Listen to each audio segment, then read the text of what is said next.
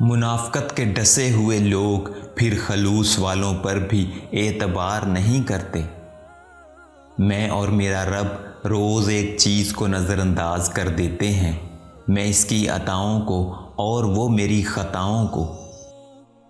جتنا زیادہ سوچو گے اتنی زیادہ اذیت میں رہو گے، یا تو اپنے آپ کو مضبوط کر لو یا مصروف کر لو۔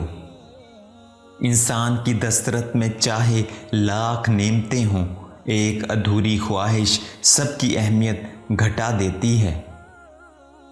جب دکھ شدت اختیار کر جائے تو بولنے کی غلطی مت کرنا، یہ تو صبر کے لمحات ہوتے ہیں، وہ لمحے جب اللہ تعالیٰ آپ کے ساتھ ہو جاتا ہے، اور جب وہ ساتھ ہو جاتا ہے تو انسان فرش سے عرش تک پہنچا دیا جاتا ہے۔ انسان بے داغ بھی ہو تو داغ لگانے والے ہزار ہوتے ہیں۔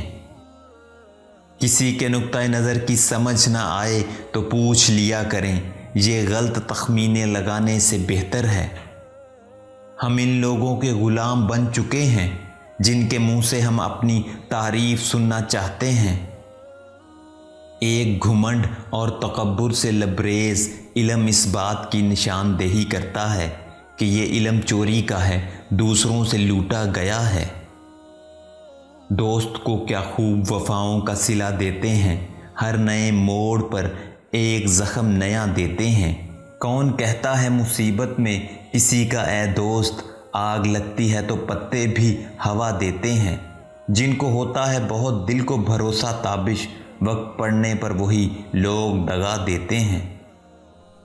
جب انسان ظاہری گندگی کی طرف دھیان دینا شروع کر دیتا ہے تو پھر انسان کو اندر کی گندگی دکھائی نہیں دیتی۔ دوسرے انسانوں کے نصیب سے مقابلہ نہیں کرنا چاہیے، جو ذرہ جس جگہ ہے وہیں آفتاب ہے۔ بعض اوقات ہم اپنی انا کی وجہ سے ایک دوسرے سے روٹھے رہتے ہیں، جبکہ ہمارے اندر کا انسان صلہ چاہتا ہے۔ اگر آپ کے اندر وہ آواز موجود ہے جو پکار پکار کر آپ کو بتاتی ہے کہ یہ چیز حلال ہے اور یہ حرام ہے، تو اللہ کا شکر ادا کریں کہ آپ کا دل ابھی زندہ ہے۔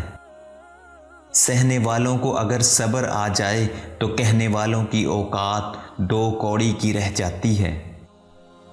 خدا کے دشمنوں سے الفت کرنا خدا کے ساتھ دشمنی ہے۔